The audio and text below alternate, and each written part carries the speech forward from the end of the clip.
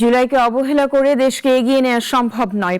জুলাইয়ের চেতনা ধারণ করে বর্তমান সরকার রাষ্ট্র ও সমাজ পুনর্গঠনের কাজ এগিয়ে নিতে চায় বলেছেন প্রধানমন্ত্রীর প্রতিরক্ষা উপদেষ্টা ব্রিগেডিয়ার জেনারেল অবসরপ্রাপ্ত ডক্টর AKM শামসুল ইসলাম। রাওয়া হেলমেট হলে জুলাই স্মৃতি ফাউন্ডেশনের অনুষ্ঠানে একথা বলেন তিনি।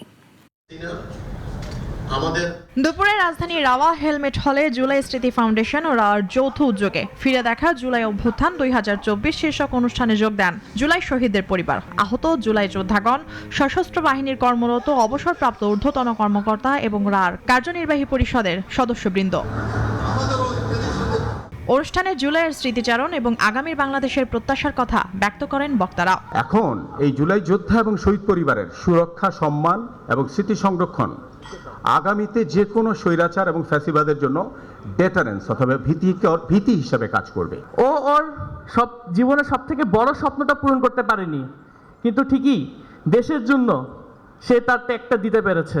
প্রধানমন্ত্রীর প্রতিরক্ষা উপদেষ্টা brigadier general doctor AKM Shamsul Islam বলেন, আধিপত্যবাদের পতনের মাধ্যমে দেশে গণতন্ত্র প্রতিষ্ঠায় জুলাই অভ্যুত্থান অগ্রণী ভূমিকা পালন করেছে। দেশ যখন কঠিন সময় অতিক্রম করছিল, তখন ছাত্র জনতা, সাধারণ মানুষ, পেশাজীবী আমরা সবাই মিলে নিজ নিজ অবস্থানে জীবনের ঝুঁকি নিয়ে এগিয়ে এসেছিলাম। রাজপথে রক্তক্ষয়ী পরিস্থিতির মধ্যে আপনাদের ভূমিকা ছিল নিছক কোনো আন্দোলনের অংশ নয়, রাদার একটি জাতির ভাগ্য নির্ণায়ক। এ সময় জুলাইকে রাজনৈতিক ও ব্যক্তিগতভাবে ব্যবহার না করে দেশের কল্যাণে কাজ করে যাওয়ার আহ্বান জানান তিনি। প্রতিরক্ষা উপদেষ্টা বলেন, জুলাই চেতনার 3টি প্রধান স্তম্ভ হচ্ছে বৈষম্যের অবসান, জবাবদিহি ও স্বচ্ছতা নিশ্চিত করা এবং জাতীয় সংহতি ও পুনর্মিলন।